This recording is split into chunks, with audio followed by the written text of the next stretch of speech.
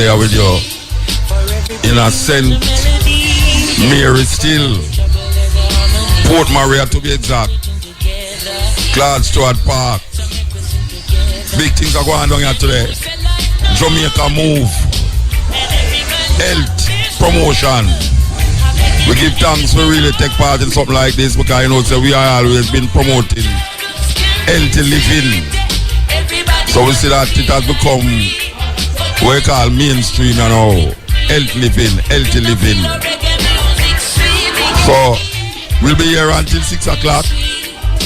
We have some things lined up here. We have some interviews with some prominent people who's involved in this situation here. But we want to tell you exactly what is it that we're dealing with here. The Northeast Regional Health Authority, Jamaica moves with alarming trends of increased medical costs and the obvious threat to a healthy nation for the present and future. It is paramount that programs be implemented to promote healthy styles changes, especially physical activity. With this in mind, the Northeast Regional Health Authority has hosted the northeastern leg of the Jamaica Move campaign. The Jamaica Moves campaign is designed to promote physical activity among the Jamaican populace. It is through such collaborative efforts that we can begin to address the problem of physical inactivity and propose physical activity for all ages, thus reducing the overall disease burden. The plan is geared at promoting physical activity in a promotive way among two key groups, the members of the Northeast Regional Health Authority and the general public. Physical inactivity, we are talking about inactivity for people like all Tony who no walk but nowhere at all, and when she there at work, she don't sit down the whole day. Physical inactivity affects 12.8% of the overall mortality rate in Jamaica. If we get moving, we could prevent.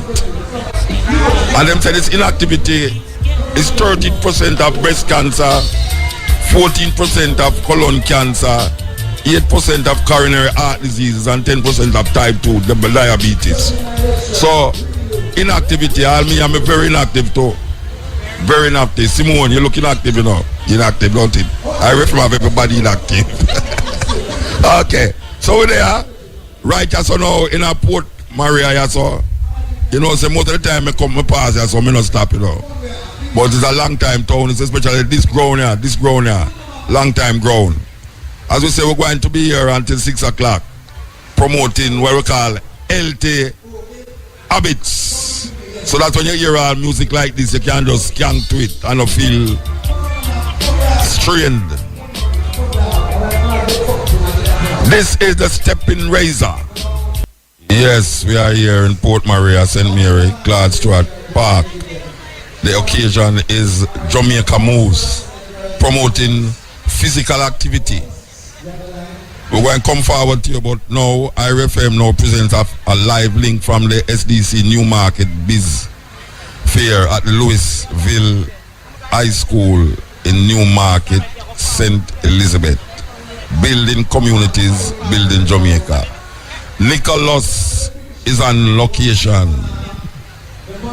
Thank you very much, Muta, and welcome back to the Louisville High School here in Newmarket, St. Elizabeth, where we are for the SDC's and Newmarket Night Fair. And I'm certain Muta would prefer to be here because, the ground provisions and all the things that are really up Muta Street who like the natural farming, those are the things I'm around while you're over there, Muta, I'm trying to exercise and all of that. But, we're having fun over here. Some 12 local development initiatives are on location.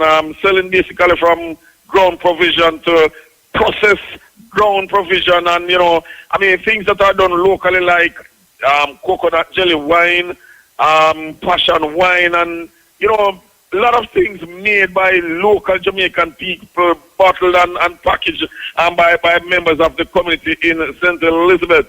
Earlier on, we had the opening ceremony. At just about midday, we had the opening ceremony and the minister, junior minister in the Ministry of Agriculture and member of Parliament for Northwest St. Elizabeth, J.C. Hutchinson, he was the guest speaker at that opening ceremony. We also had a seminar earlier on as well. And throughout the day, we have had several performances from various schools across the parish. Several schools are on location enjoying the festivities on the day. I can tell you that right now, the jelly lady is not a man, the jelly lady still have. Not one coconut jelly she has left.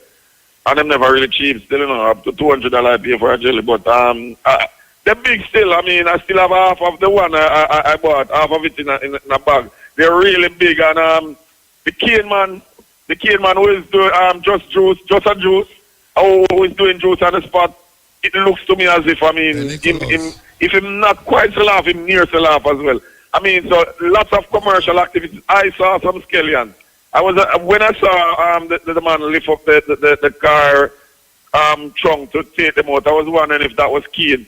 The scallion leave them big. You know what I mean? So things are nice here. And the minister himself left with about 2 to 3 bags. And the good thing is that he was buying. You know, I saw cash exchange in hand. So, you know, that looks good. The minister supporting the local farmers and producers on the ground. I'm being joined by Mr. Alric Miller, and he's the parish manager for SDC in St. Elizabeth. Alric, Mr. Miller, my mother's maiden name. How are you, sir? I'm good. I'm good, Nicholas, and good afternoon to you and your listeners. Tell us how has it been so far throughout the day? So far it has been an excellent day's activity. We have a number of exhibitors on show that they are showcasing their products and definitely interfacing with the various agencies that are on spot. Right? We have a number of participating schools to include our host, our partner, the Louisville High School, the Blackville High School, here participating in this initiative. And it's a good way to expose the youth to the culture of entrepreneurship. Well, I can tell you a story about that. I had 2 students from this school. They have been hanging with me for morning. So, of course, we have some RFM calendars. Mm-hmm. And I left. I mean, good boys. So I left to check out the other booths around. And when I came back, they had money in their hand. Indeed. And I was like, and they said to me, boy, them students are not easy, you know, them buy calendar. I said, but you know easy, I sell the free calendars. You know, so, and I just look at it and say, well, probably it's in the spirit of entrepreneurship. So I want to big up Kevin and Paul. Kevin says his uncle is Merrick from Five Spin, and he has a restaurant, and he told him that, I mean, I wrote the year, which means Merrick from Five Spin, who has a restaurant, is listening to Harry. And I gave Kevin a calendar to give you. Don't let him sell you. Don't let him sell you. It's free. So the entrepreneur spirit is spreading. Yes, alive and well. So basically, I noticed I've been going around with the SDC for quite a while now since I started this initiative. Well, long before then from cricket. But since I started this initiative, I've been going around with SDC and I've been tasting products which are well done, highly produced, nicely bottled and all of that. But I'm yet to see these on the shelves of supermarkets. When are we really going to see these Jamaican products, good Jamaican products with natural things, some of them no additives, no preservatives, no GMO? When are we going to see these things on supermarket shelves in Jamaica? In fact, Nicholas, the LEIs are at various stages, and in fact, some of them are basically on the shelves. Maybe not in your neck of the woods, but we have a number of LEIs who have packaged their products and have developed the necessary network with local businesses, right? That they are really on the shelves. So I would say for them to transition to the next level, right? It would take a little more time, a little more preparation for them to reach that stage. Probably some influential intervention, because this was something I wanted to ask the minister if there's nothing the ministry can do to say, you know, as government, not that you body to people, but you must have some persons in the supermarket and other industry who you can say to them, help Jamaica, help local farmers, help local producers by having a little space. If it's even a 5x5 space for them to exhibit these products and have them sold, because probably that is what it really needs. Yes, I was quite happy with the minister's charge to the LEIs and the general audience here today that they are to eat what they grow and support what is locally manufactured, and especially given the fact that many of these products are agricultural based, and the agricultural sector has been earmarked as one of the major growth sectors for the economy. Has been for a while. Well, finally, I want to ask. There is some level of confusion as to when we end here. I mean, I'm hearing we go up to as late as 9 o'clock. I see lights being installed, and I'm hearing like 5. Can persons out here coming from work 5 o'clock come on down and enjoy what's left of this function today? Well, definitely, you know, we move at the pace of the community. So if the community says 5 o'clock, if the community says 6 o'clock, if the community says 3 o'clock, we work with the pace. So we will definitely be here, definitely up to 5 p.m. And there's provision for light. There's provision for light. And there are still products remaining. Not a lot, so individuals will have to hurry. And I would say to individuals who are coming, the jelly wine, the passion wine, watch them. I have a feeling they're chunky. I've had samples, and I don't feel like you can take them light. But they are natural. So that's the situation here right now. We should link again at 3:05. Until then, we'll walk around and do some more sampling and tell you when we return what are some of the good stuff St. Elizabeth has to offer from the soil. Until then, Nicholas Evanson, back to you, Muta. Nicholas. Yes, Muta. Nicholas. Yes, Muta, I'm hearing you. Say when rain a fall, when rain a fall, coconut tree hard for climb. Oh, so that is why I pay 200. You complain about $200 for coconut. You know when it takes to climb a coconut tree when rain a fall? Oh, so it's the rain price I got. Oh, you mean a serious thing for climb coconut tree when rain a fall, you know? Well, to tell you, don't know if you like, you're going to at the top of the tree, you have a slide down. Shocking to me in the country and paying that much. I think it was worth it because what I still have a bag of coconut water from that same coconut that is more than what they put in the boxes on the shelf in the supermarket. So I think if it were on the supermarket shelf, the amount of water I got would probably be $400. You're supposed to drown now. We're struggling a lot. All right. Give thanks. New market, you know. Be careful. Give thanks. All right, Muta.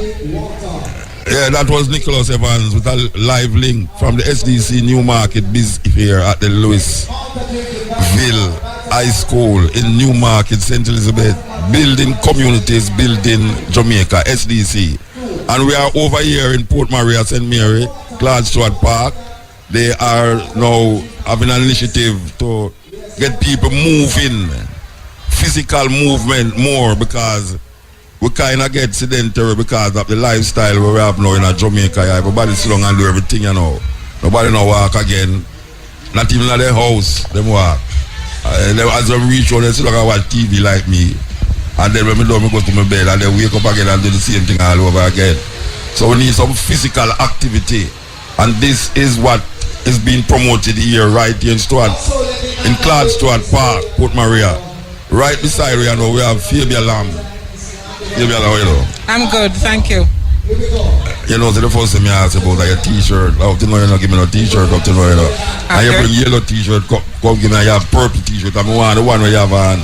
No, I'm getting a purple one for you. You're getting a purple one for me? No, you didn't have any change room for me to take mine off, so I'm getting another one.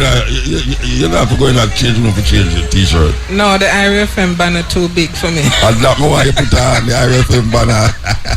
All right, Regional Director, Northeast Regional Health Authority, what that means? Well, basically what it means is Northeast Regional Health Authority manages the public health hospitals and health centers in 3 parishes, the Northeast region, St. Anne, St. Mary, and Portland. And what that equates to is 4 hospitals, 2 community hospitals, and 72 health centers across the 3 parishes. A complement of approximately 2,800 staff, which include 2,800 staff, from doctors to porters. And so basically I think I have the responsibility to coordinate all these efforts and ensure that the delivery of public health care is given to the stakeholders, our patients, our communities, our clients. And with Northeast being on the North Coast belt, the tourism sector as well.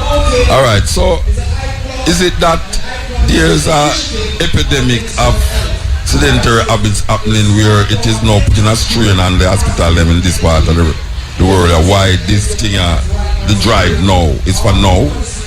Well, the statistics have shown that over the years, we become busy people. And as busy people, basically you stop moving. You get in your vehicle, you said it at the introduction. Right, you wake up, you go in your vehicle, you go to a desk, you sit for the day, then you leave that desk back home, around the dining table, back in bed, and that becomes a routine. And so what it results in is persons turning up at facilities, you know, your hypertension, your obesity, your diabetes, and all these other these diseases or illnesses that you're having. And a lot of it, when you look at it, if you're actually moving, I think the tagline in the Jamaica Moves and the Ministry of Health is at least 30 minutes a day. Just keep moving. 30 minutes a day. At least 30 minutes a day. We are not saying you must sign up with a gym. Yeah. We're not you can saying walk up the stairs without the walk elevator. up the stairs instead of the elevator. Work. Even at your desk, if there's no elevator, get up and move around the office. Walk around the building. People could have one like you get kinky in your face. No, man. If everybody doing it, then if everybody mad, is a good thing. But if everybody's doing it, even doing your breaks, because you do get breaks at work. Of course. Go outside, walk around, and just keep the body active. All right, explain to me how this habit cause in terms of your physical structure. How it causes diabetes when you don't walk up and down, when you don't get no physical activity? How it causes diabetes? No, it really causes diabetes in Muta, but when you look at all the different things that add up, when you're eating unhealthy, you're eating food stuff that contains high sugar levels. Your body don't break it down. You don't break it down because you're not moving. So it's not that if you sit down, you'll get diabetes. I think what we're saying is that all those things that you can do to improve your health and your lifestyle habits, be conscious of what you're eating. So the Jamaica Moves, yes, it's about moving up and down, but it's being also aware of healthy lifestyle, healthy dieting, cutting back on the sugars. And our minister has been going around and he epitomizes what this movement is about by doing it himself. I would like to talk to him too. I guess I'm going to talk to him. He's here and he's on the schedule to speak with you. But I'm going to talk to him because I have something to add to the sugar thing we're talking about. Okay. Because I don't think that is the major problem now as it relates to diabetes. Right. You know, Jamaican people do things where it's very problematic as it relates to diabetes. Other than, sugar is a cause, but anyway, I will leave that to him. Leave that to him. All right. All right. So I can ask you a question now. Sure. When you're going to the school, then, how you bring across this much? I know you have this publicly, but in terms of the three parishes, them, I'm assuming that you're going to the school, then. We're going to the school. We have primary care initiatives, so that's from the health center perspective, what we consider preventative health care. So basically, your primary care, your health centers, the teams who work out in the field, and we do have interventions in schools. Inform teachers, students, parents. We go to PTA meetings about sensitizing people about healthy lifestyle, healthy diet, ensuring that the children are eating healthy. We do dental care within the school system. So the school, that age group and the schools are a big target in terms of who we interface with. We have the activity programs again through our health education and promotion unit in the region and across the ministry. You ever go to school and find out like more than one student under the age of 16 or 15 who have diabetes? Well, the statistics, I don't personal, but I think we have stats that show that your people are getting the diabetes younger and younger. No, but the student then. At that level, age 16, yes. It don't reach epidemic proportion yet. I don't think so, but I think the fact that it has happened is a cause of concern.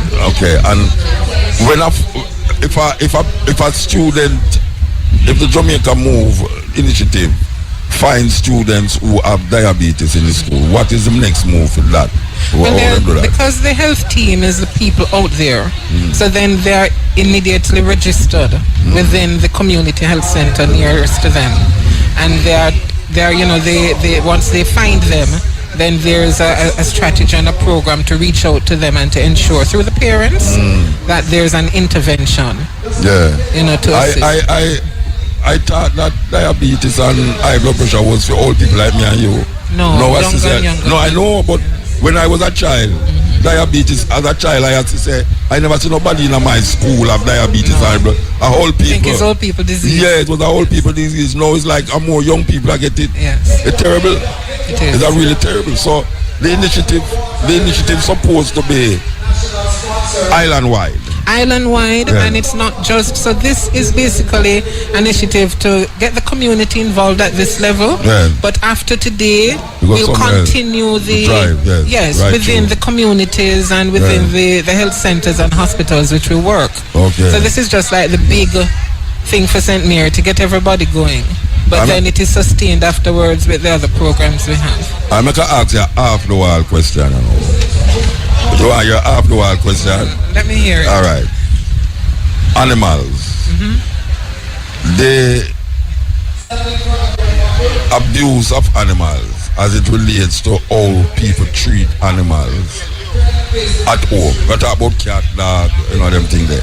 Is this a concern by the Jamaica Move people them that animals also get sick and it need to have healthy animals so as people who pet them will be more happy, especially children who have little pets for dogs and things. If you don't have a healthy dog, it going to bring stress and emotional problems for people. That's not a concern.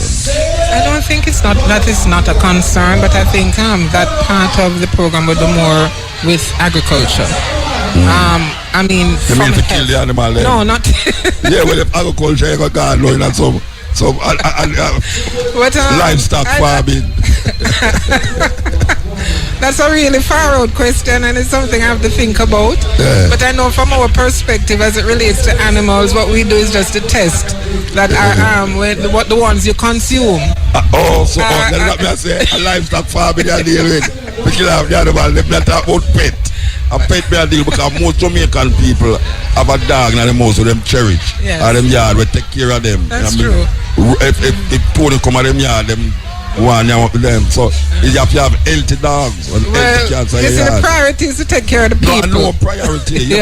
But the dog is part of the life thing too. I mean, we know about the priority still, but anyway, talk to the minister about that one. That would need a policy directive. All right, Baba, good thanks, yeah? Okay, thanks for having me. Yeah, Regional Director, Northeast Regional Health Authority.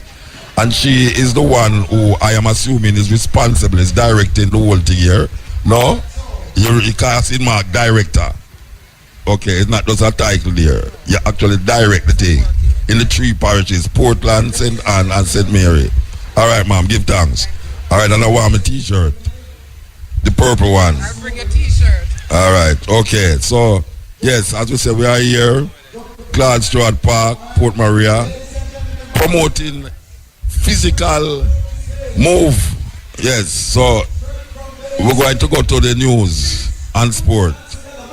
Good afternoon. I am Natalie Campbell with the local and international headlines. The Development Bank of Jamaica, DBJ, will be issuing 64 bank guarantees to small and medium-sized enterprises, SMEs, in the coming fiscal year. This exercise is to be carried out under the Inter-American Development Bank IDB funded credit enhancement program. A sum of $250 million has been set aside in the 2018-19 estimates of expenditure for this purpose.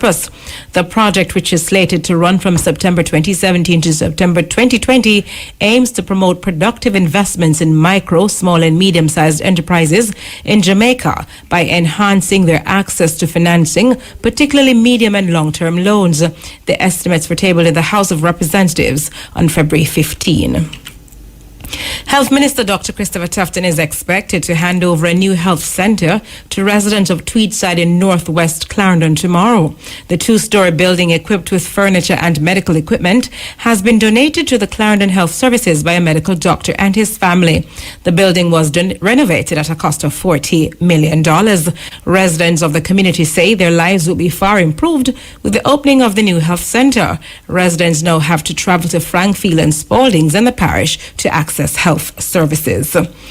In news overseas, the head of the most powerful gun lobby in the U.S. has accused Democrats and the media of exploiting a Florida school shooting that left 17 people dead. According to the BBC, Wayne LaPierre said opportunists are using the February 14 tragedy to expand gun control and abolish U.S. gun rights. Mr. LaPierre's comments came during the Conservative Political Action Conference in Washington.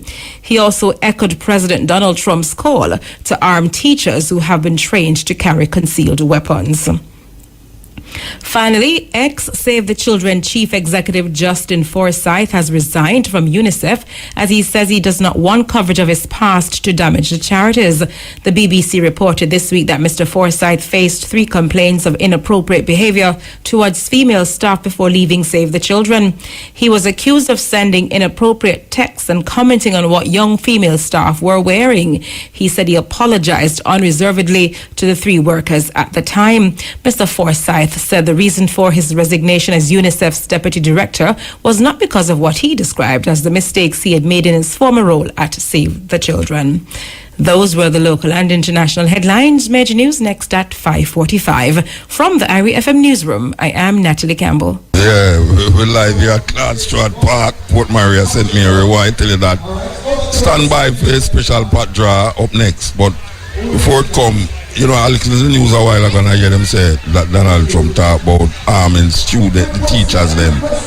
You know, him never really said that. To be fair to him, he never really say must have the teacher them, you know. Him say must get trained security personnel in the school to protect the school. I never really hear him say arm the teacher them.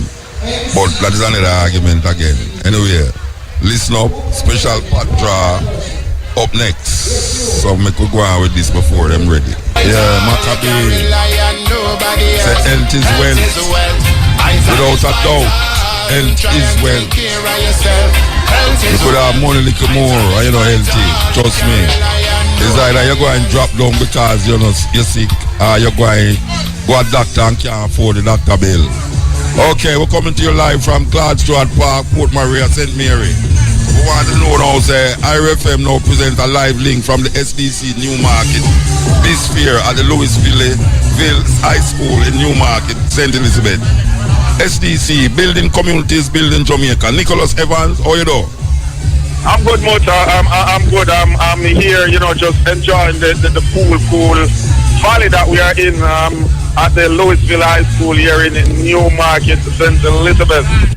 Just to tell you that as it is right now, they are announcing the winners of the Young Entrepreneur Competition, and we know so far that Ginger Hill All Age has won for the primary section. They are the Young Entrepreneur for the primary section.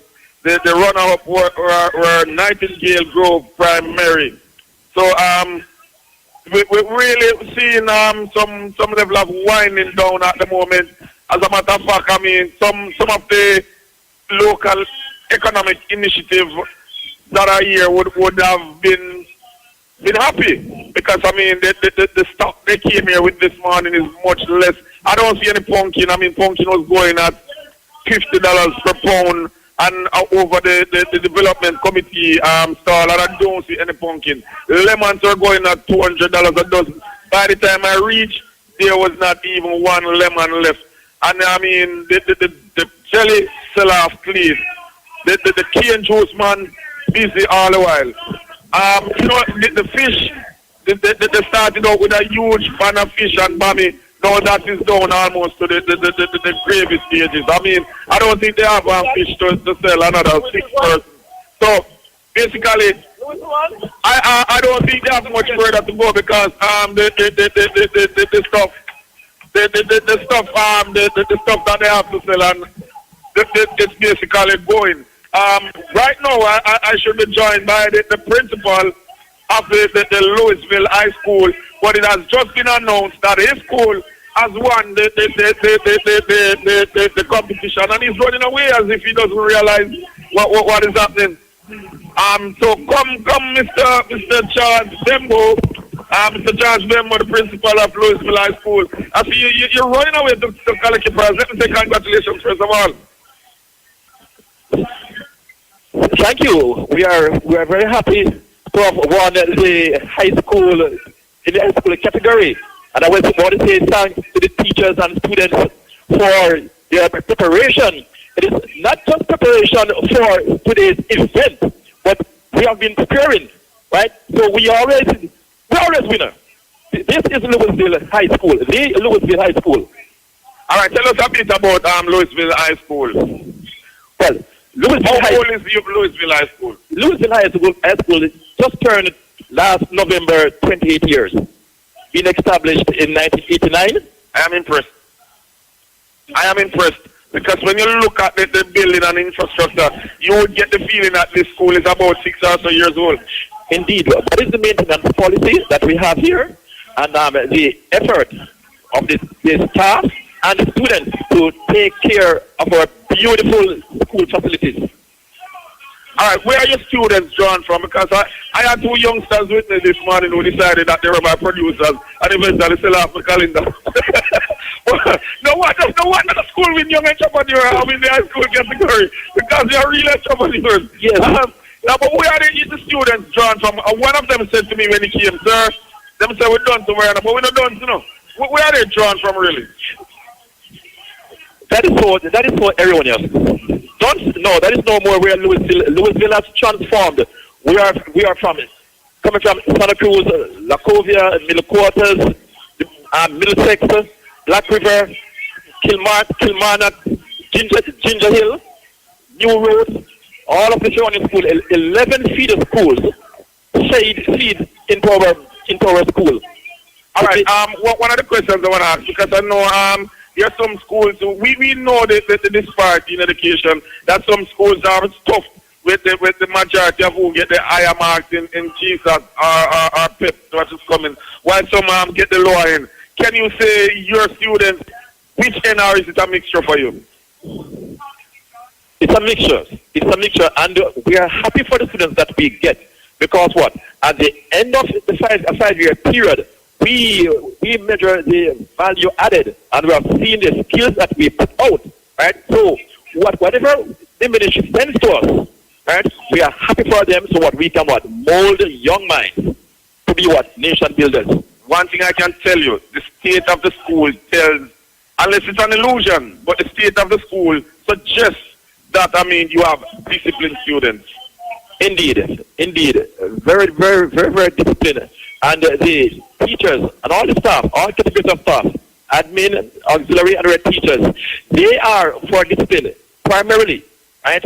A good attitude will result in excellent altitude. All right. Finally, what sort of support does Louisville get from the community? We see this project being held here, but this was brought here by the SDC. In terms of PTA, in terms of events to raise funds, the school looks freshly painted. In terms of painting the school, what sort of support does the community rally around this school? Number one, the support is and the foundation of the reciprocity. The PTA body, we have a very active PTA who will involve in fundraising and they pay the dues, etc. And they identify project. We identify project and we put it out as we want support. Most of the skills, they are from persons from around the area, local people from around the area. They support any fundraiser we have here, night or day, and very, very peaceful.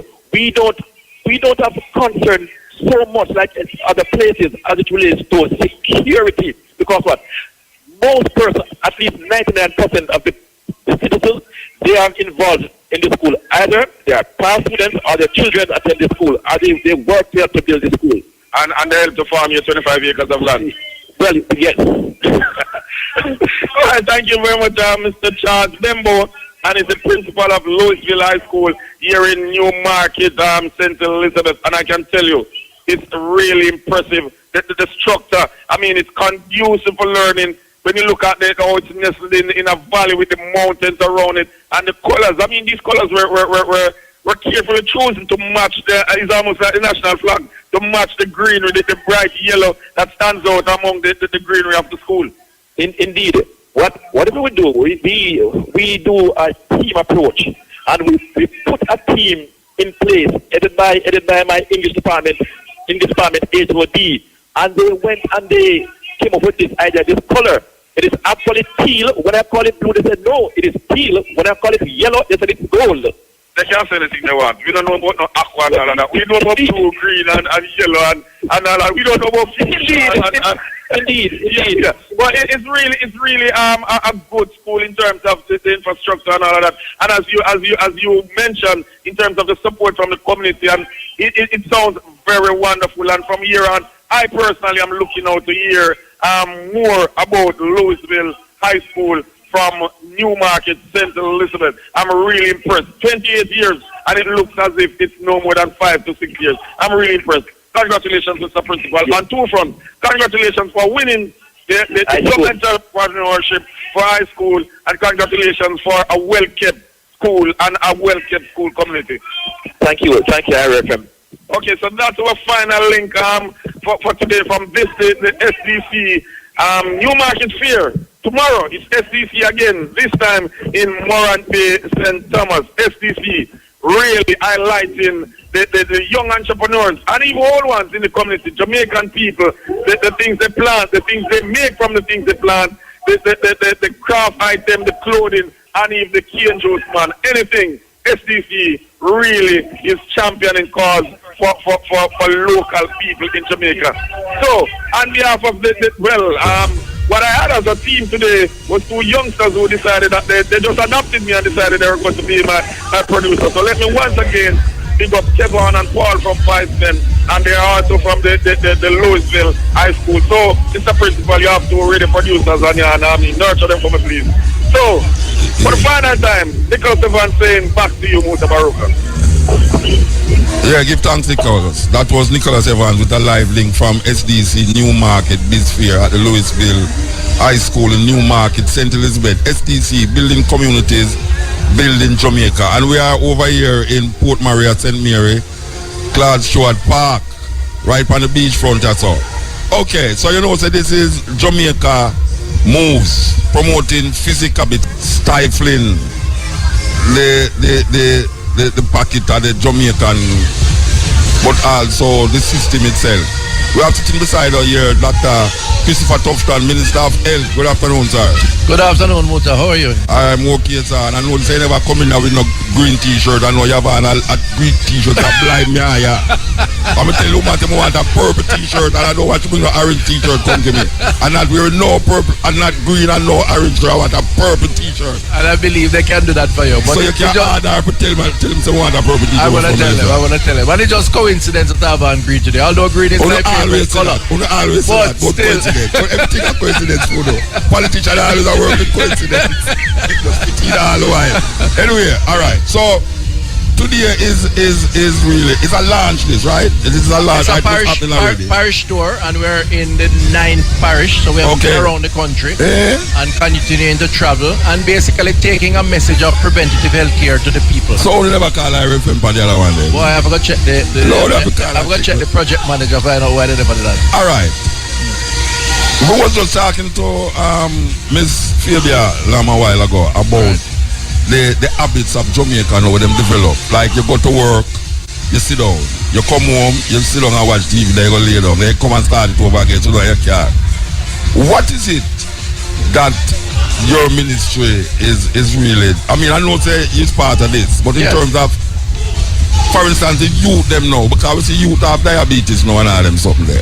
So Muta, in a sense, you probably understand this context more than anybody else, because I know the life you lead, right? Yeah, and Rasta said it's about them thing a long time. I know the life you lead, and the context of this is that we have developed patterns of living our lifestyle out of our experiences. And if you go back to the colonial experience, you realize there was a time when we were fed just to create energy to cut cane field and to the work, to the hard labor. That has evolved but some of those patterns have not left us. Yes. So the whole heap of starch, the whole heap of sugar, the whole heap of fats, and of course we have to put a little alcohol in it, and the smoking also, right?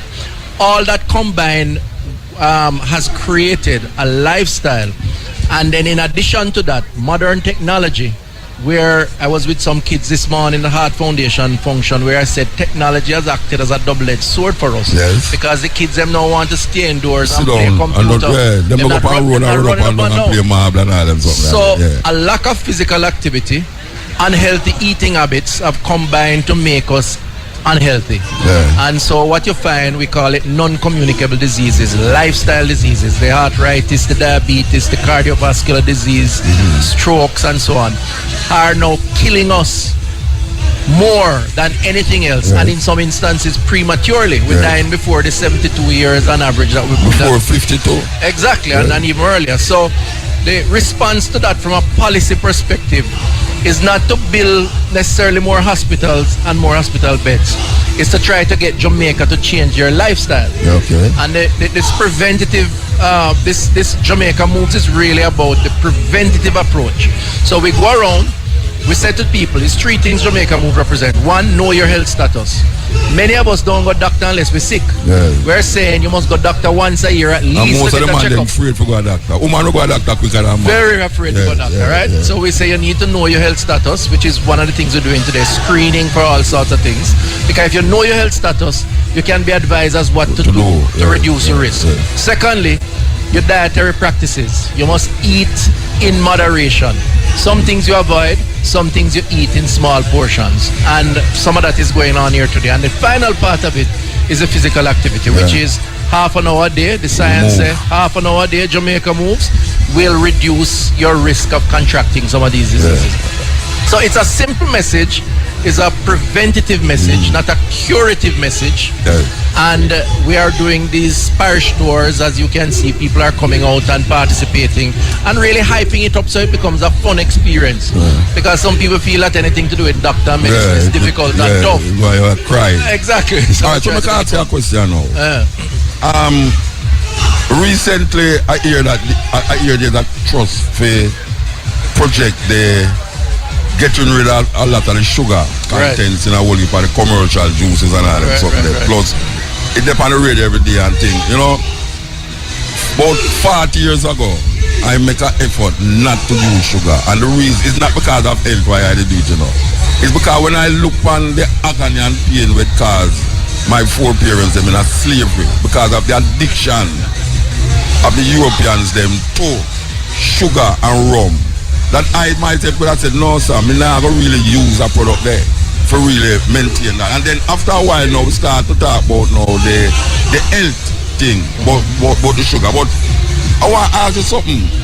We have to use granulated sugar in Jamaica.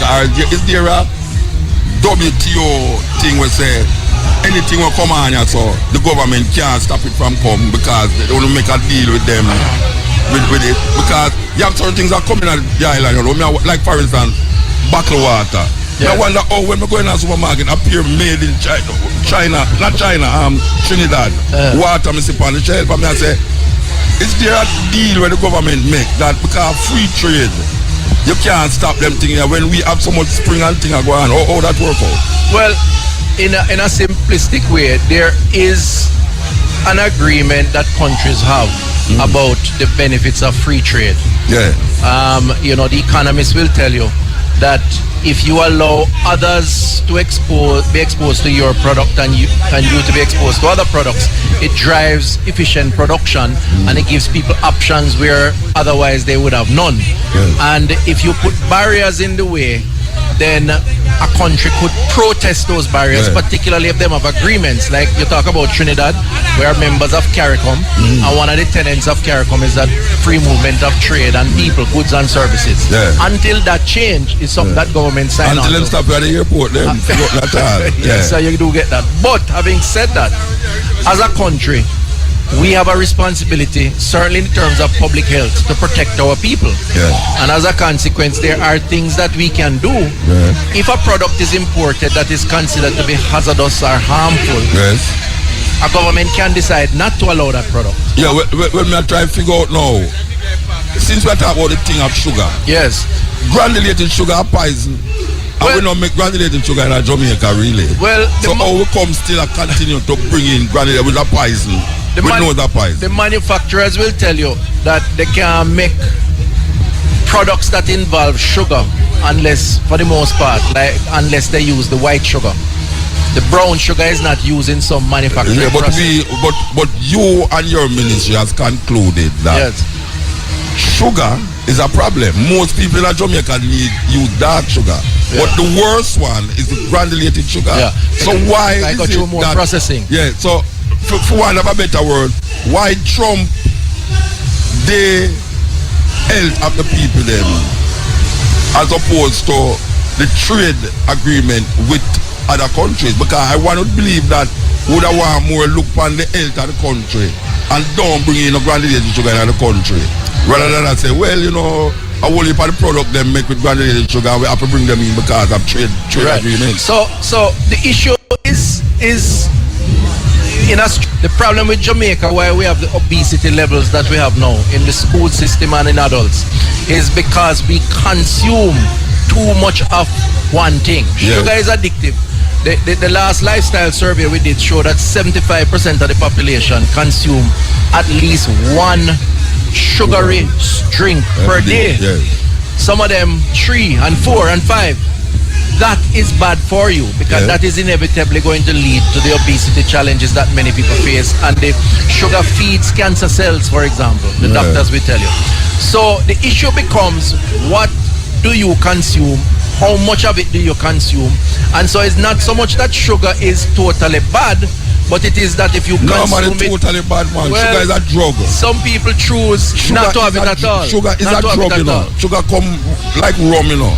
Sugar come like cocaine. It's addictive. Yeah, so when I say to you now, brethren, because look at now, you tell local people will use lead sugar in them product. Yes. But round the back now, more importation are going with the same sugar and the world sugar are coming at the island. That sounds to me like that you chose stone at the wind. No, that sugar that is being imported is imported primarily for the same manufacturing, you know. So when you tell people to cut the sugar, it's really that sugar you're telling them to cut.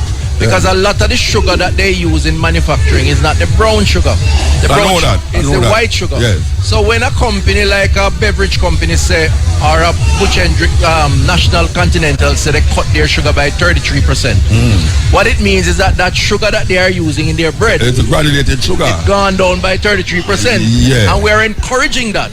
We're encouraging that. The other thing we're doing is encouraging and ultimately legislating information on products. So the consumer can take up a product, look at it, and understand what is there and decide that this is not something that we want to consume. All right. And that's important. All right, look at now. Some people might say you back all food out of their mouth. Yes. But you realize most of the sugar when school picnic eat, they're right at the gate of the school. Yes. So how we going to work that out? Because people are going to say you can't limit people from doing them want to. But if this is a detrimental thing to school picnic, and most of it is consumed right at the gate of the school, how you think you handle that? Well, the Minister of Education and myself have been talking about that. And there are a couple of things that we're going to do. One, we're going to come out with a school nutrition policy, which is going to guide what we expose our children to in the school system. That means to give them more balance, and indeed, even to go to the extent of totally banning certain things in the schools. Okay. The people on the external of the school, just outside of the gate, the vendors, who are very important to supplying the students, they are going to have to be incorporated in that. And there's going to have to be an enforcement. In other words, we're not saying, for example, I'll give you one case, bag juice. Bag juice is cheap. Poor people buy it because they can't afford other branded products. It's not that you want to eliminate bag juice, but frankly speaking, the bag juice is sugar and water. And the question is, how much sugar you put in there, to the water that is there, and indeed, what else can be put in there also to create the flavor without creating the damage. And so what the Food Task Force report has suggested, and I put in place a year ago, is that we're going to have to talk to manufacturers about product reformulation. Now, it is a not everybody like to hear that because nobody wants to change. But the truth is we have to do what we have to do. But that's all like a long-term thing and I'm not good at knowing a power by that time. Them thing they happen by that time, government change and them reverse everything. I predict no, me not predict. Protection power, you know. No, it's like how you try reverse the ganja thing now power, you know. But what government come and reverse the ganja thing? No, but apart from that, I could get something straight now because I want to clear up some things now. You realize, Jamaican people eat more starch than sugar. Yes, true. And the food with some Jamaicans, yes. Most Jamaican people. For instance, if you look on a 4-man plate, him have more white rice in it than meat. Yes. Him eat bully beef, more white rice than that. Him eat chicken back, more white rice than so. Yam, coconut, dashi, and all of them something now. And we know, maybe them don't know, that the carbohydrate transform to sugar in your body, which is also a major cause of diabetes. Alright, so how the minister going to tackle that now? Right, so first of all, it's difficult to take on everything one time, right? I know one time. No, well, it's difficult to take. You can't tell sugar people. So hold on. One of the things that you're doing is preaching moderation. Yes. You know, one of the things that about Jamaican people that we don't appreciate fully, and we need to try and appreciate it. We don't have to eat. When you go to Europe, right? People eat 8-course meal, and when them finish, it's not even 10% away. We eat one course, right? Because we have the feeling that unless the plate pile up like a mountain, bully for white rice, right? And that's the kind of adjustment that we have to preach. In addition to that, take sweet potato. I love sweet potato, and I use it as a substitute to rice. Yes. Because sweet potato is complex carbohydrate. Better Irish potato. By far. Break down easier. Good, literally good for you. So the issue becomes, how do you destigmatize some of the cultural norms and beliefs that if you eat ground provision, you're inferior. A child who drink water with his lunch is inferior. They want a branded bottle in them hand. And the truth is, those beliefs exist. And we have to use occasions like these. I am going into the school with Jamaica Move soon. And we're going to say to students, and by extension to parents and teachers, that we don't need to buy into the long-term colonial old-time days lifestyle to feel like we are somebody and we are important.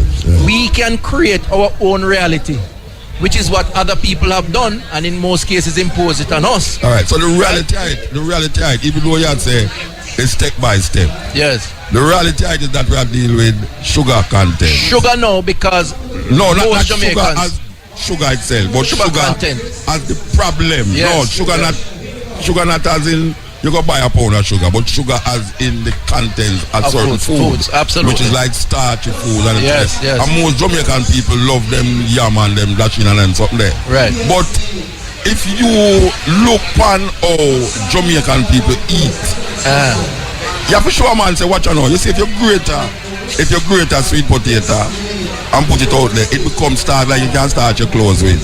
Yes. And remember white flour, which is that most Jamaican people eat white flour. You need to have a situation. I don't know who you have do you promote them and all them something. You need to get a reference from board because you need to have a promotion which show the people them. Like physically on the TV and show them white flour when you mix it and you get a poster, a dance poster, and you mix the white flour. I go better than that. Paste it on the thing and paste it on the wall and show them to stick. I'm a countryman, you know, and during kite season, you use white flour to make kite. Exactly. But it's them kind of practical thing there. You need it and they add them on the TV to show them that this is what happened to your system. So when you take white flour and paste on dance post and stick it on wall, it stays there forever. Yeah. And that's exactly where we are, Muta. We have to find a way, and I'm onto that. Firstly, to try the preventative approach, to educate people so they know what they're doing to themselves when they make these choices. Secondly, to help them to see alternatives, to deviate their beliefs from what traditionally has been the case, and to do so in a way that's economical, because you can't forget the economics of it too. Poor people can't afford certain things if you don't have the resources. The three biggest challenges with changing lifestyle, is the power of the marketing companies who influence behavior by saying their product is the best, and that's their right so to do. the social inequities in our society, where you have people who just like cannot the banking afford it. system now, we don't want to take out the thing out. You say it. And the third one is the regulatory framework and government inactivity. And we have to be more proactive. I believe that public health is a human right. Okay. I believe that to allow our children in schools to consume things that make them obese is to deprive them of an opportunity to become gainful adults. And I believe that where the people falter in protecting themselves, the government should step in and help to protect This the is the point. This is the point. And so we tell them, say, every white food, and we're not talking about people now, we're talking about food. We should not be consuming nothing white in food. May I tell you that? You check it. White flour, white sugar, white this, white that. I mean, everything. Green breadfruit. Is that a play on the color white? Or, no, it's a direct challenge to the minister and to the Jamaican people for realizing white food is one of the biggest problems in Jamaica when it comes on to diabetes. The extent to which I accept that the color white in a lot of you food. can't say that. You're Prime Minister, you're Minister. No, the extent to which the color white in many foods is a problem is the extent to which the food is processed.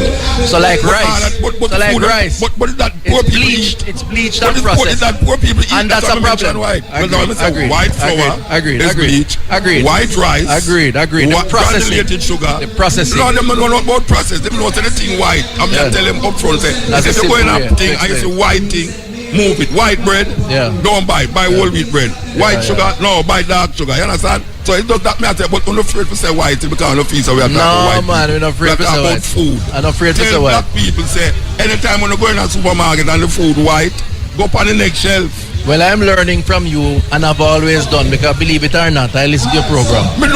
And I know you break it down. You break it down to the level. So I tell you, I forgot to show that to the people. And I agree with you. Pierce the white flour, pan the poster, get a dance poster, and stick it on a wall and put that on the TV to the people and tell them, this is what happens when you consume white flour. It blow up your system and you can't go tile it. The right thing you're talking is that we have to break down the message. Yes. And we have to get people to understand. Yes. And this is why Jamaica Moves is doing the parish tours. This is why we're going into the schools. This is why we're going into the communities. Because we have a duty to help Jamaicans to understand. Yes. And again, changing habit is not easy, as you know.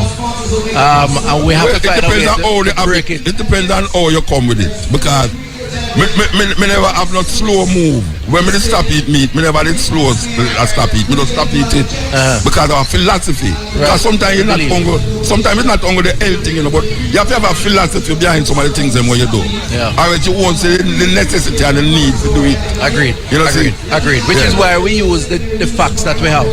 That if you are obese, chances of your dying before you reach a certain age is 50, before you reach 50 or earlier. I have seen 25-year-old with diabetes. You can't believe that. I have seen 30-year-old having heart attack. I think of old people like you would have that, but no other old people like you have it. Well, that's because we move it. And you too. So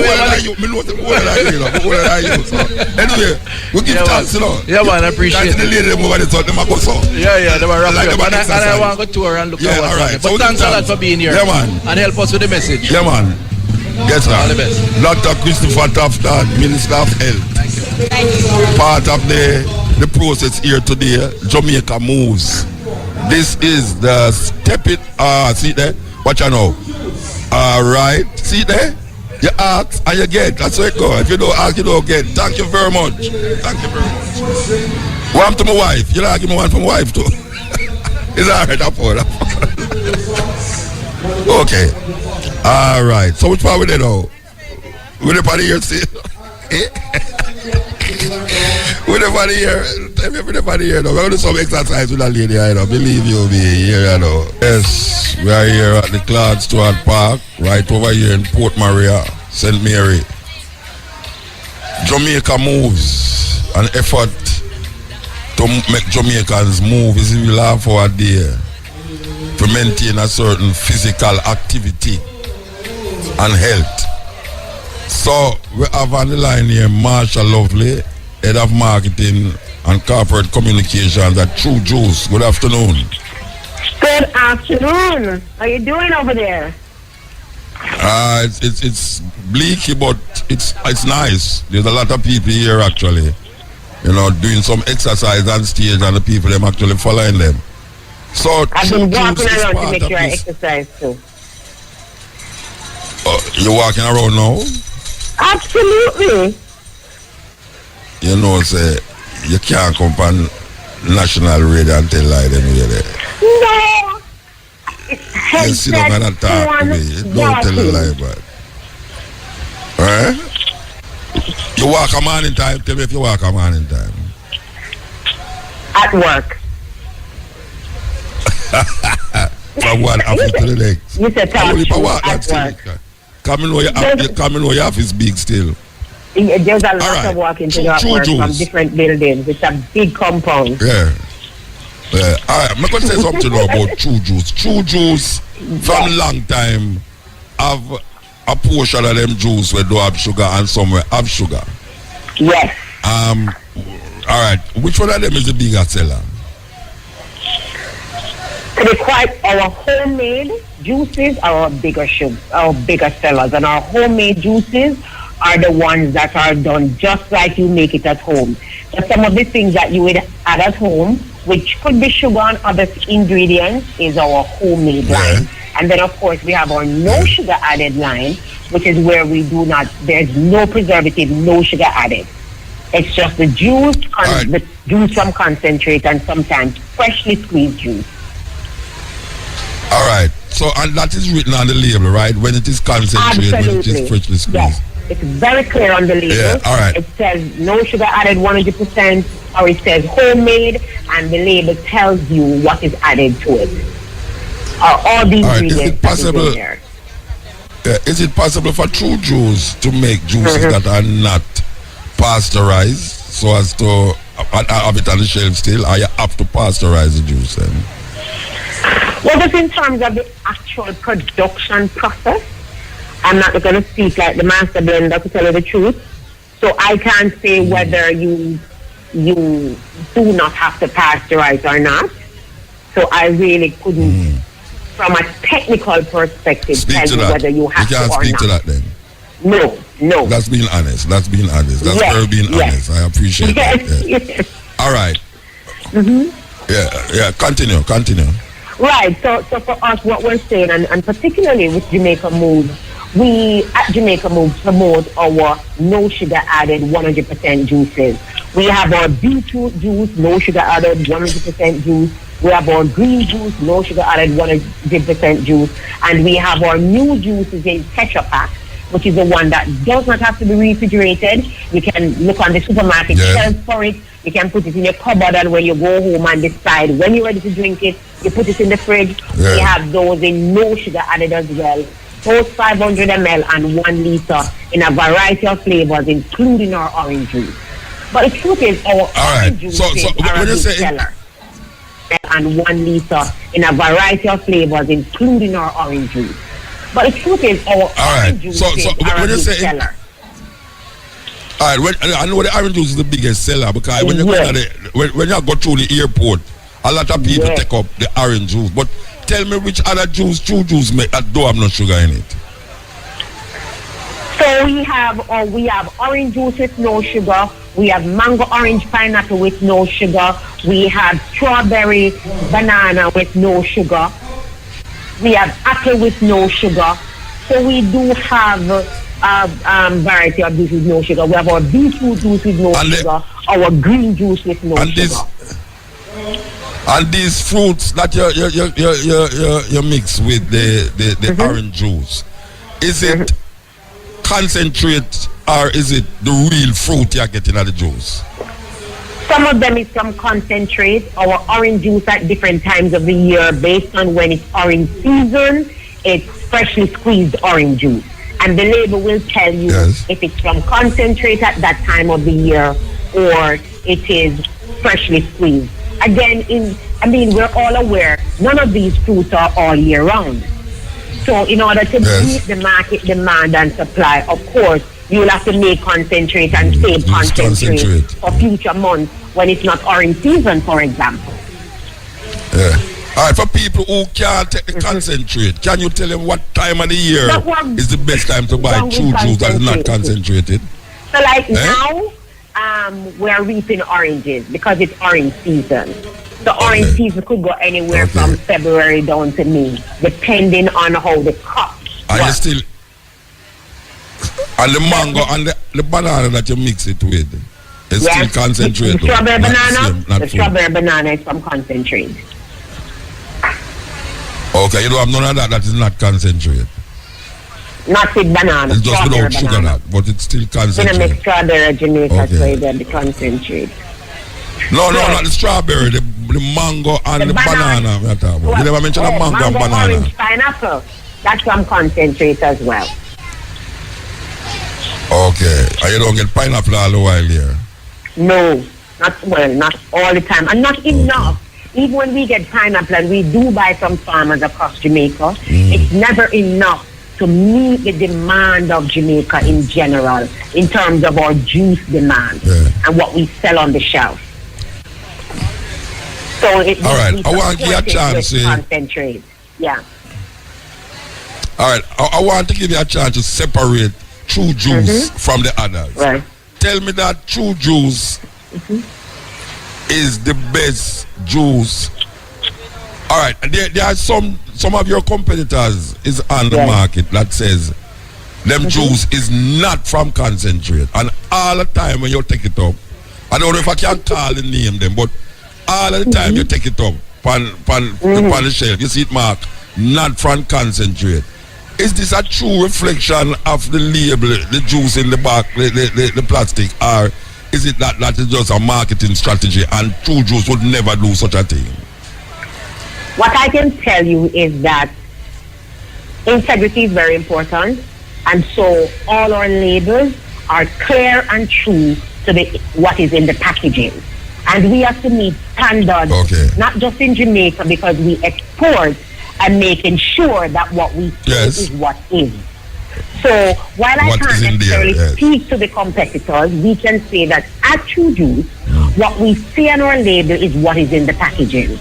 And we guarantee that and we apply that. So we're saying at certain times of the year, we can get freshly squeezed orange juice. At other times of the year, it's orange juice from concentrate. Our beetroot and green juice. Well, I'm trying to figure out that products from farmers. Yes. There are other your competitors. Make sure that, you know, I'm trying to find out. I'm trying to made. I'm trying to find out that why is it that there are some of your competitors, there's not one time you go into the supermarket and see them juice no mark, not from concentrate. I want to be some old bottle they were used for some new juice. I cannot speak to that. I mean, that's challenging, but it's I can't speak to it. I can't speak to it because I see true juice. I see true juice with it.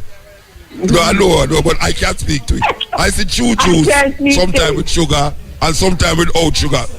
I see true juice sometimes with sugar and sometimes without sugar.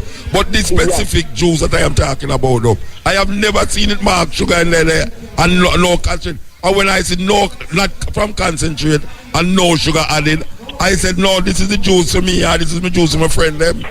So I don't know now, maybe them can't buy a print a new bottle. I don't know. Anyway, true juice is always a favorite of some of my friend them. Yeah, we're done with that now. We're done with that. We're not talking about that again. I'm going to get them. I'm going to get them on the line one day. So it's a true juice is the original juice. Absolutely. Yeah, true juice is the original juice. It is the original juice. It is Jamaica made. It's right here at home. It's a juice you should choose, and you have a variety of flavors. So for people who don't want no sugar added, we have no sugar added. If you want to make drinking juice, then choose our green juice and our beetroot juice.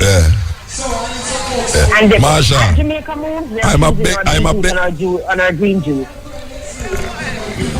Marsha, where's the True Juice company that them bottle these juice? Where is it? Where's the place?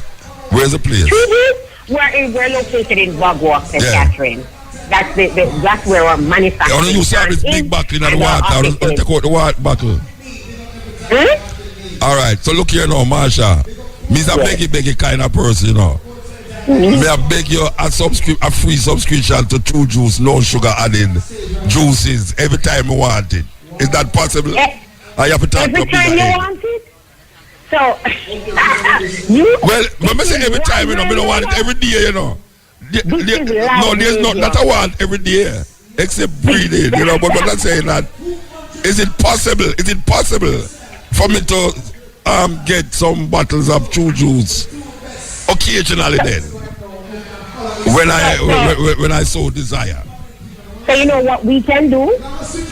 We can have an agreement where you enjoy True Juice from us, and not every time you want it, but sometimes. And of course, you just make everybody know how very good True Juice really is. And no, but listen to me now. Excuse me. I beg your pardon. Look here now. Make no people start to drink True Juice, you know, because you enter them see Muta drink it, then start to drink it too. Absolutely. I tell you that, you know, when I go through airport in my brethren, them, you know, when them see me drive it, but I look on the label and say no sugar, all right, that one, yeah, all right. Them drops it too, so it's not like some I do the advertisement for them long time. Good. So but I do the advertisement without get paid. Someone thinks it. Yeah, so this is the right time now to get some compensation for me I do over the years for True Juice. All right, Mama. All right, so we can talk. All right, okay. Give thanks. But thank you so much. True Juice always. That was Marsha. Yeah, Marsha Lovely, Head of Marketing and Corporate Communication from True Juice. Okay, and you hear me? Me plead to her. Okay. We want you to know that the hour between 4 and 5 and the stepping razor is brought to you by Guinness, made up more. This is the stepping razor. We'll go again. Yes, Maccabee coming through, telling you where we eat. We are here in Port Maria, St. Mary, Jamaica. Move. This is a promotion for physical activity amongst Jamaican people, because we find a sedentary habit is getting away now. It causes a lot of stress on the budgetary health system, and also from the people themselves. We have with us here Claudia McDonald, financial advisor from Sagicor. Right? Okay, I'm not here. You have to turn down. Yes.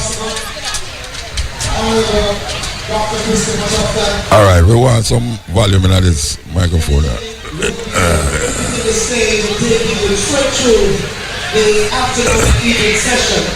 You're not hearing you. She's not here. I said. She is from Sagicor, and we need to get her voice on the microphone. Okay, we could go up here until we get the microphone proper in this time.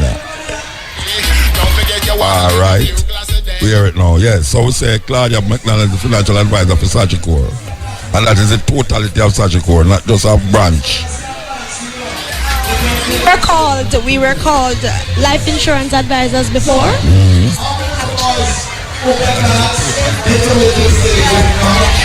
They have changed the title recently to financial advisors. So now we're still the persons who go around and talk to persons and tell them, advise them as to what is best for their health and, financially how they can help themselves to make money and create wealth for themselves. So I can ask you now, Sagicor supporting a health wellness center. They are also an insurance company, right? All right, so I mean, it's logical. The more sick people is the more your business boom. Why would Sagicor want to promote health and wellness? All right. First of all, your first question was if we have more sick people, the business would boom. No, that's not necessarily so.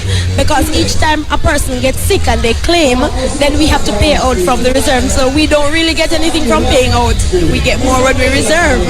However, we don't want Jamaicans to be sick.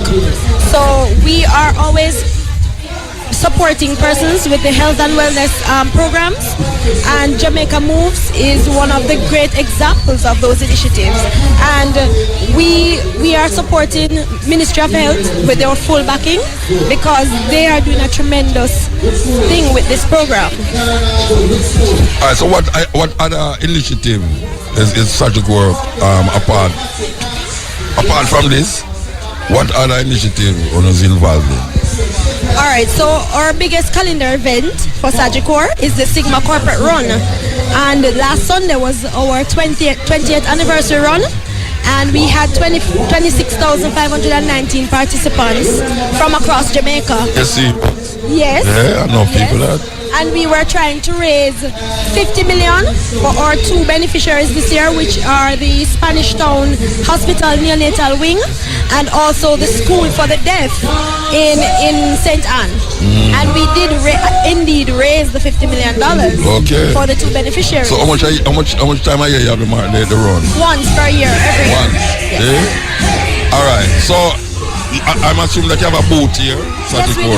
So if someone come to the booth, what them would find here? What is it? Well, we have our brochures there today, and we are giving persons advice as to how they can help to protect themselves from their financial strains when they become ill. Yeah. So we are giving them advice how to help themselves financially. Yeah. Well, give thanks.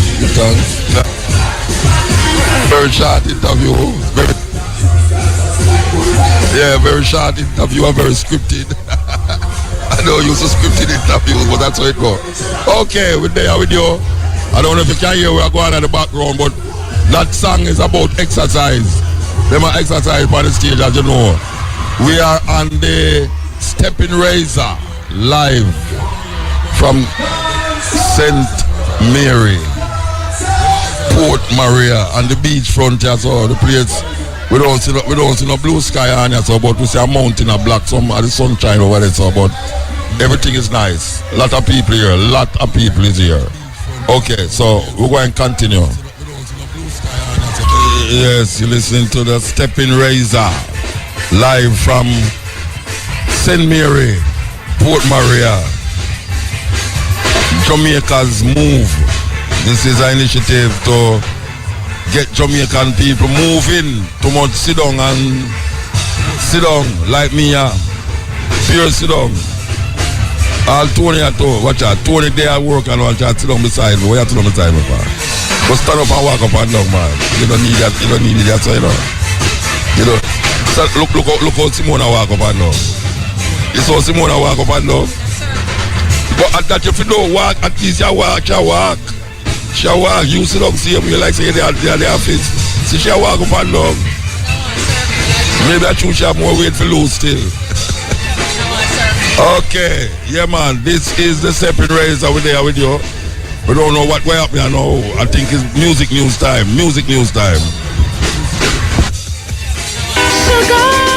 Jamaica Gold, the finest Jamaican brown sugar. Clean, clear brown crystals, nature's energy food. Sugar! The time by Jamaica Gold. The best brown sugar is... Yeah, the time is 32 minutes past 4 o'clock, music news time. Everybody feel irate when they listen to irate. Everybody love irate. Welcome to Music News. It's Thursday, February 22, 2018. Music News is brought to you by Burger King. At Burger King, taste rules your way. Okay, here we go. Jamaican international artist Sean Kingston's legal problems are far from over. According to TMZ, a judge has ordered the Jamaican pop singer to pay a New York City jeweler named Aquamasters $301,000 after he was sued over 9 pieces of jewelry he never paid for. The items include 2 diamond necklaces, 4 gold chains, 2 watches, and a ring. Sources say Sean Kingston was allegedly flaunting the jewelry on Instagram. However, the pop star is unable to pay the bill for the blings. In 2015, he was also ordered to pay another jeweler over $50,000 for a chain and a watch he owed money for. Aquamaster sued the beautiful girl singer back in 2016. He never responded to the lawsuit, so the judge issued a default judgment. According to Aqua, Sean Kingston allegedly made an half-hearted attempt to pay, sending 2 checks, but they all later bounced. 1, 2, 3, 4. Entertainer Mungo Honorable had his bail extended when he appeared in the Kingston and St. Andrew Parish Court in Halfway Tree yesterday. The entertainer, whose given name is Damian Roden, is charged in connection with the murder of Cleveland Smith last year. Smith was shot and killed at a dance in the community of Akiwalk in St. Andrew. Yesterday, when the matter was called up in the Gun Court Division, Mungo's bail was extended for him to return to court on April 18, 2018. He is being represented by attorney at law Christopher Townsend. The Bad From A Bond DJ got his break in 2005 when he teamed up with producer Don Corleone. Among the tracks are Flipping Rhymes, Inna My Arms, and Bad From A Barn. Sing J. Jamil just recently wrapped up his 14-city U.S. tour and has arrived in the motherland for a show in Gambia. With only 3 years since his breakout single, Gain the World, Jamil has been able to carve a path for himself, which has him as one of the most sought-after artists out of Jamaica. After 3 weeks in the U.S. on the Strongest Soldier tour, Jamil made stops in cities such as Kansas, Minnesota, San Diego, Oakland, Los Angeles, and Arizona. There is no doubt he has gained a new fan base across these states. The Sing J is also completing his debut album, but has not announced any release date so far. Hey party fans, draw close or turn your radios up for the 411 on what's popping for this weekend. All roads lead to Club Fever at Margaritaville this Friday, February 23. The event will feature live performances by iOctane, Tommy Lee Sparta, Exclusive, while musical juggling will be provided by DJ Flames, DJ Cass, DJ Ashile, ZJ Liquid, and DJ Sunshine. Admission to Club Fever is $1,500. Ladies $1,000 before midnight, VIP $2,000. While on Saturday, February 24, it's all about the original Rubber Dub Dancehall at the Big Bamboo Sports Bar and Grill in St. Thomas. The event will feature live performances by Capleton, Josie Whale, Peter Metro, General Trees, Little Briggy, Andrew Tosh, Philip Fraser, Chronicle, Tristan Palmer, Michael Levy, Ivad, and a host of others. Admission to Rubber Dub Dancehall is $1,000.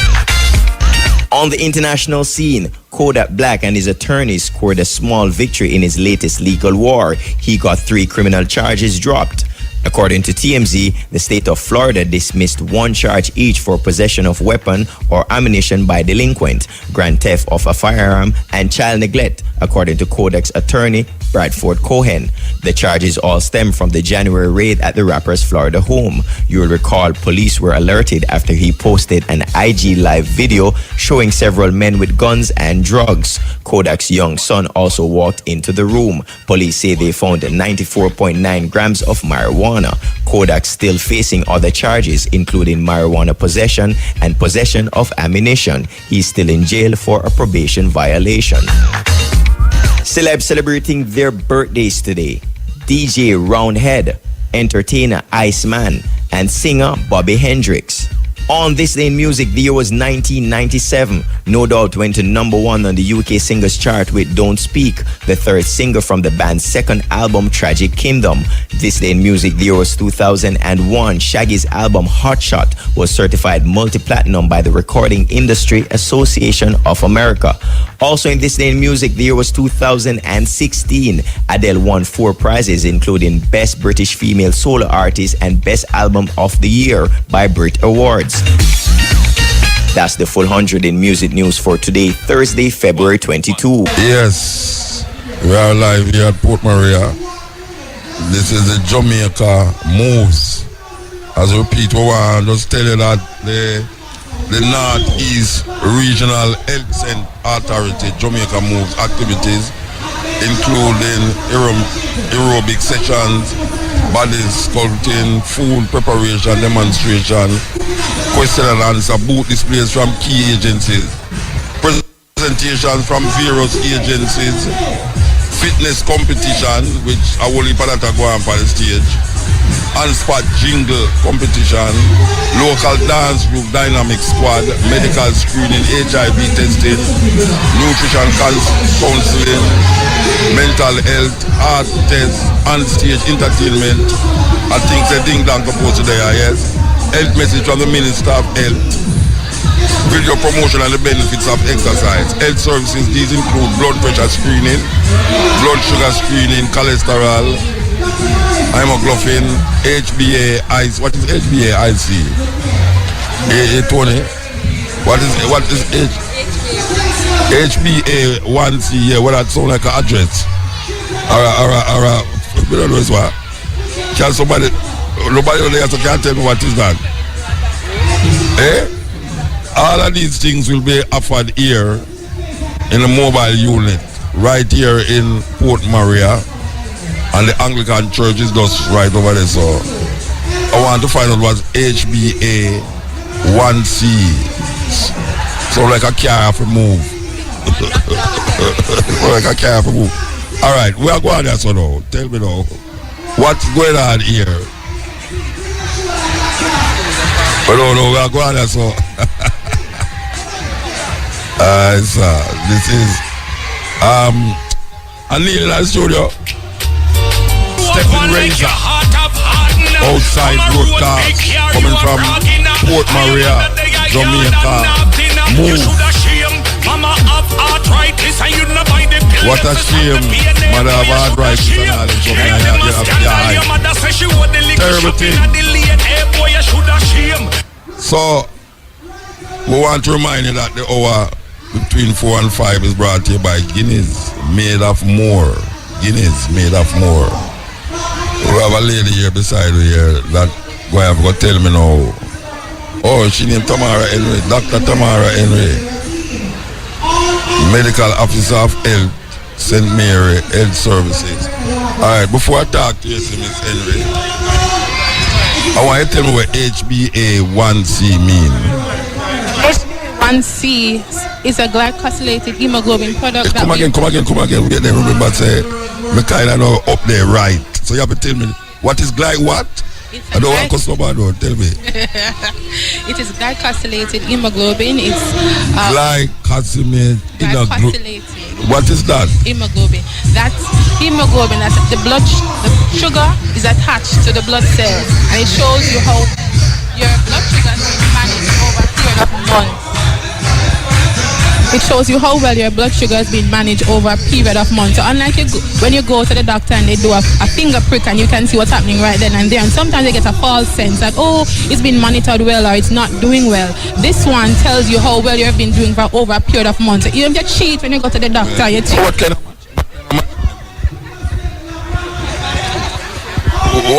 of how the machines stay with them use under that? Tell me. Well, we normally do it in the lab. We draw the blood, and it's a big enough machine, but they have simple versions of it, and some of those are coming on stream soon for the public health services. So it's just like for some of them you have a finger prick, and it's a cassette that they use to do it. Right now, though, we don't have any of those versions, so we have to go to the lab proper to do those tests. All right, where you operate from? Well, I am in Port Maria, the health department. So all right, is there, you know, the trust about sugar and diabetes and all that. You find that in this part of Jamaica, the increase of diabetes amongst young people is more prevalent now than when you just started? Well, yes, because our lifestyle has changed so much, because you know that diabetes, for the most part, is a lifestyle disease, and that is why we are here today at Jamaica Moves. Is a lifestyle disease, and the fact that our people are becoming more inactive, you know, eating more fast food, more sugar beverages, they have increased likelihood that they're going to be diabetic over time. And we stand by now and see the ass gone through the gate, and then we are trying to close the gate. You know what I mean? Like these things, there were signs of it before, and because now I don't know what is this sudden trust on it. I mean, it is good still, you know, but these things happen over a period of time. So what we are saying is that like maybe a 10-year development that was happening 10 years ago into young people, from them are like maybe 7-year-old, 8-year-old, and now them are 20 and 15, and it get difficult to stop it now. But How do I work that? Well, the thing about these lifestyle diseases is that if it is that you modify your lifestyle, if it is that you modify or you eat, you start being more physically active, the risk that you're going to develop diabetes decreases. And even if you do have diabetes, your control improves.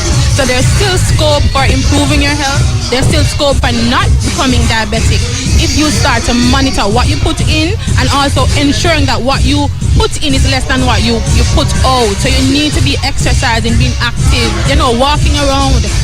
For years now, persons have been sitting in front of the television sets. Nobody's on the road running anymore. Nobody's playing baseball anymore, I guess them afraid of gunman. Everybody run up and look at road again. Maybe them should have run around them yard and then you have no yard again. That no. Alright, make I ask you something. The prevalence of sick people now. Oh, we're going to this now. Alright, I don't know if you can answer that question in a 1 minute, So, we want you to stand by for the 5 o'clock top draw dollars, pick 2, pick 3, pick 4, cashback drive time. Up next, you understand? So, we're going to play this and see what will happen. Meanwhile, we'll wait for the cashback. Okay, so we have been talking to Dr. Tamara Henry, Medical Officer Health, St. Mary Health Services. What is it, as a doctor here, what is it the main problem that you find amongst the masses of the people as it come on to sickness? What is the sickness that is prevalent? Alright. When it comes on to the population in general, it's ironic, but we face mainly diabetes and hypertension. That's a bulk of what we see in our population. Diabetes and hypertension and other cardiovascular disorders, but that's a bulk of what we see.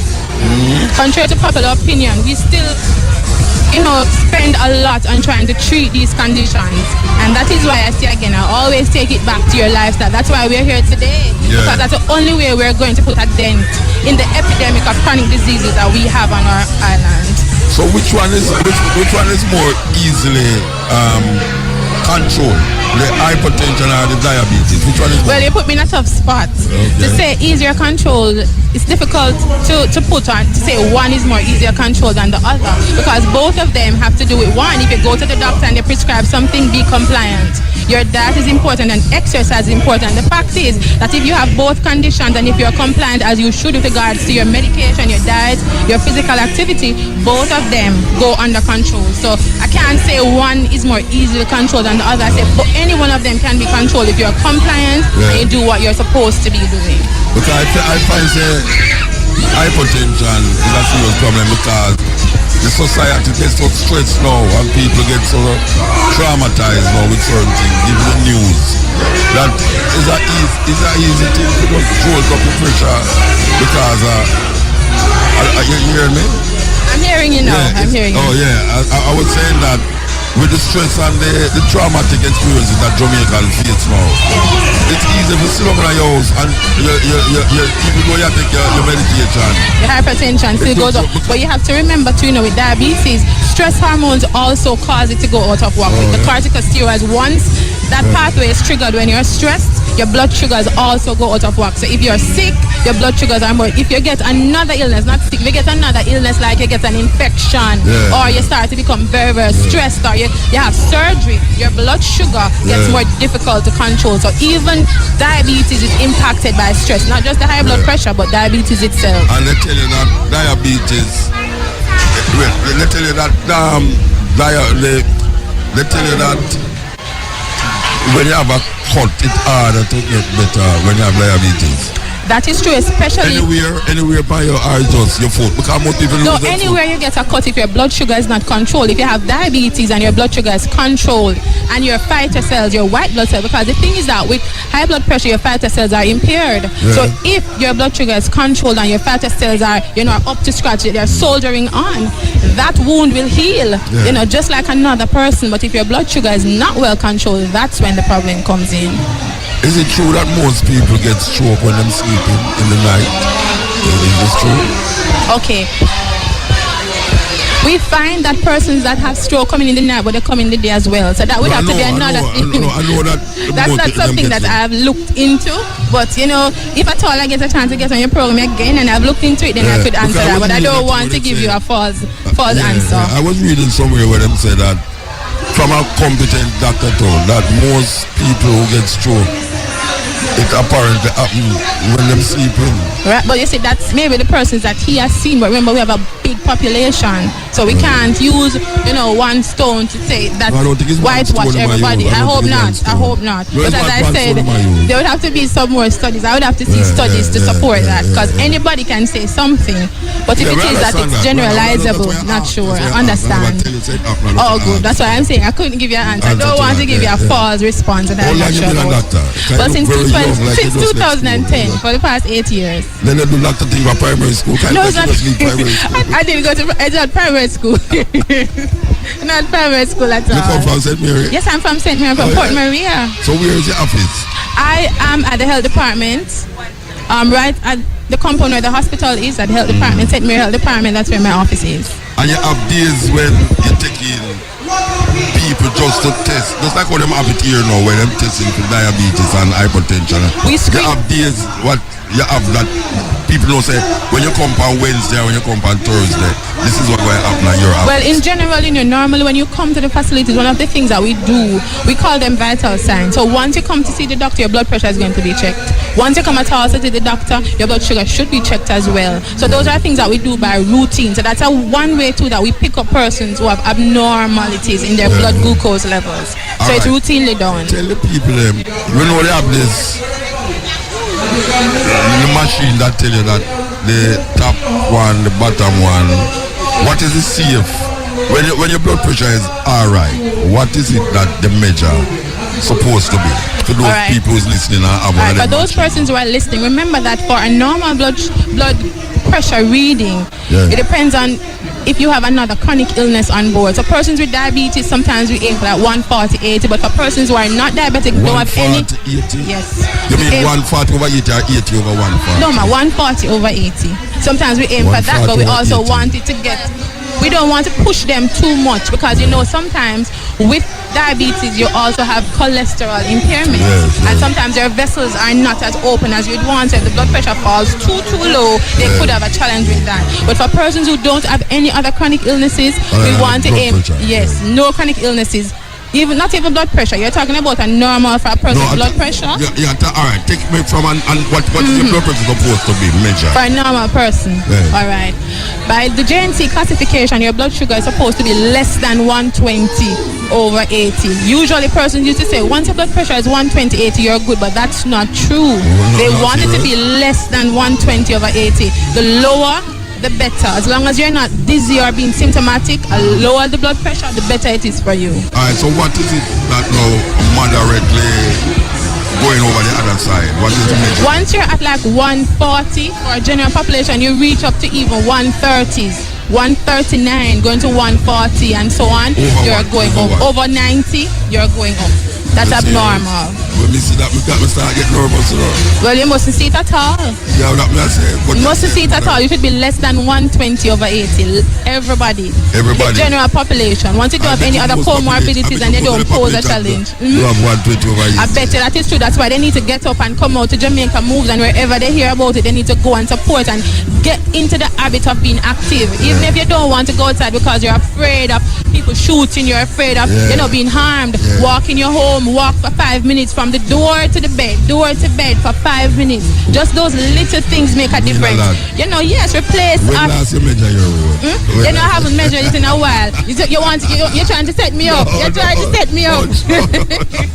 But I also say if it is that you even replace one of your sugary drinks with water, that's even better for you. That's even better for you. What is the I know when you say like the danger zone now? Like if somebody is doing on them have the machine and them have the pressure. What is the danger zone? Well, I'm telling you, if you're not hypertensive and you see a blood pressure of 140/90, be alarmed, because that is not good. Because the thing is, there's no limit of blood pressure that we're going to say, if you have this blood pressure, you must get a stroke. Because some persons get stroke with a blood pressure that's that's not out of the water. So a person with even 140, 90 can have a stroke. Remember that hypertension is a silent killer. So you don't want to wait and watch. That comes because of other complications. Sometimes it comes because of other complications. But remember that because it's a lifestyle disease, when you get one, you get another one. Persons who are hypertensive, over time, likely they're going to become diabetic and have high cholesterol because all of them, they move hand in hand. They're brothers and sisters. They walk in a path. You serious? They walk in a path. You want to separate the family? You want to separate it. You want to do as much as you can to keep yourself healthy. Okay. Give thanks. Yes, God is good. I really, if I see, I'm going to drive over from here. All right, you can do that. No problem, Musa. I don't know why as I come here I feel like I'm all of the diseases that them talk about. It's because, don't let me try to load you up in Mr. Musa. Don't let me load you up. So make sure you're exercising and you're eating properly. Well, I don't know about the exercise. Well, I go walk first and go back on my car, so... No, that's not good enough. That's not good enough. Even 5 minutes. Even in the office, walk around the chair. Walk to the bathroom, get up and walk for 5 minutes. No, I walk more than half an hour. You walk more than half an hour a day? Alright, that is good. Make it a part of your routine, not just when you have to, but put it in your routine. When we go up outside and you'll have that chop block rock and bush and all and something. Well, that is good to know. Good to know that you're still active. Good to know. I don't know if I'm active enough now. Sometimes I feel guilty. Well, if you feel guilty, maybe it's something you need to do about it. At least for every adult, we should be getting at least 30 minutes of physical activity a day. Every day. What we should do? More than half hour over 60. Over 60 now. Not necessarily. You don't necessarily need more than half an hour. Half an hour every day is a good start. You don't want to start and kill off yourself. You need to know what your limit is. You know? Some people exercise, you know, when I run up another place and they little more them knee and hurt them. You have to be careful. You have to be very, very careful. That is why in the Northeast we have a program. Once it is that we want to start persons on physical activity programs, they are assessed not only by the doctors, the nutritionists are there as well, but also our physiotherapists are a big part of it to see how fit this person is and what they can tolerate. So that's a big part of being fit. Knowing your limit, don't put yourself, everybody is not Usain Bolt. You understand? So we have to take it based on what our bodies can tolerate. I must remember that Usain Bolt young too. And him young too? Yes. So this is, thank you again. Thank you so much for having me. I run them around me, you know. No, they must stop me. Are you them on me? I'm glad. They must stop me, them not run you. They must stop me. They must stop you. Oh, I saw it go. Dr. Tamar Henry, medical officer of St. Mary Health Services. Yes. And you know why follow you go down at the place to go take your blood pressure. All right, let's do that. All right, God bless. All right, so yes, stepping razor. You know, every time we start that tune, we have to play about the tune. We don't get the twist of the tune again. Because the advertisement, them are full up the ticket up, believe you. Yes, right here. We are calling. Live, Port Maria. Jamaica moves. Right now on the stage is Holy Park. Movement to go on. Really exercise. You know, see them dance, they don't need no more exercise than with them are, right? They are going sick. From exhaustion. Because you can't sit too. From exhaustion. We have beside here Takis Foga. Takis Foga, okay. And you are the director for the health promotion and education at the Ministry of Health. That's correct. The Ministry of Health here or the Ministry of Health? The head office. The head office. Ministry of Health. Okay, so you're the fire from your office? Yes. You're the fire from your office. All right. When you say health promotion, what you do? Is you promoting the item and tell the reading about the sugar thing? Is you responsible? We're working along in collaboration with the Global Obesity Prevention Project. So we've been working along. So the overall Heart Foundation is the executor of that project, and so they have been funded through can't remember the name of the fund, but they get funded to do that. But they work along with us so that our messages are also going out. So the initiative about the sugar thing is not coming directly from here, but it's a global. Meaning, no. Well, we've been pushing this no sugar. Yeah. What we have got recently, some funding to do is to start getting some of the ads that we've wanted to be pushed out. Push it more, amplify. Right, exactly. Because we also have like the National Food Task Industrial Force that is also working on that area. Yeah, I was telling the minister, I was interviewing the minister and I was telling him about that in my estimation, the biggest problem as it relates to sugar is not actually sugar itself, but the starch food that Jamaican people love yam. When you have so much starch food that it becomes sugar in your body. What do you think about that? I don't. More white rice, more white flour, more white bread. I don't that I leave that for the nutritionist to break down. I don't want to say anything that's wrong. So we just overall tell them to be watching their fat, the sugar, the salt, sort of thing. Trying to eat more vegetables and fruits, of course. You know, you have salt that increase the blood pressure. You know that? Like the black salt and the Himalayan salt. Okay, I don't know all of those things. No, it's not a study, I've heard about when you search for health, you have to find it, Trust me, all lemon fire food have a salty taste, And them today, them promote, maybe them don't know still, but you see, if you cook, if you have like rice, I know Jamaica people can't, and I'm not without salt. Them can't have Rasta fruit and say it's too fresh for them. Alright. You say if you put little lemon pan it, squeeze little lemon pan the rice, it tastes salty. Because really, it's not like we look for the food taste, we look for salt and sugar taste. And that's probably addiction. So when you're promoting these things now, what step you take? Because you must have a strategy. What is the strategy now for, like you say now, if I do this, it's supposed to yield this result over a period of certain time. All right, so that's a big question. They're trying to see which angle to tackle it from, because we have, as it relates certainly to lifestyles, we have an overall non-communicable diseases strategic plan, because when you hear us promoting the healthy eating and the physical activity and stuff, it is with an effort to reduce the non-communicable diseases. So we are seeking and we have targets in which to try and reduce these things. We have a Jamaica Healthy Lifestyle Survey. The last one was done in 2007-2008, and we should be getting the findings of the newest one now. So when we look at that, we are able to say, boy, we're seeing an increase in the number of people that are active. Where even in terms of consumption of sugar, salt, fruits and vegetables, we are even able to look at that and say something is working, or we still seeing a gap, so we have to target. If we're seeing it within children, we know we have to be focusing a lot more, which we are, like in the schools, because we also take a settings approach where we look at school, the workplace, community, understand? So we have to be doing multiple strategies. So what is the project? What is the projection? Like 6 months, like so have like 1 month, and then them put it again to next month, 6 weeks. No, well, behavior change itself. Yeah, the time is 39 minutes past 5 o'clock. We're up on the wrap-up vibes and all.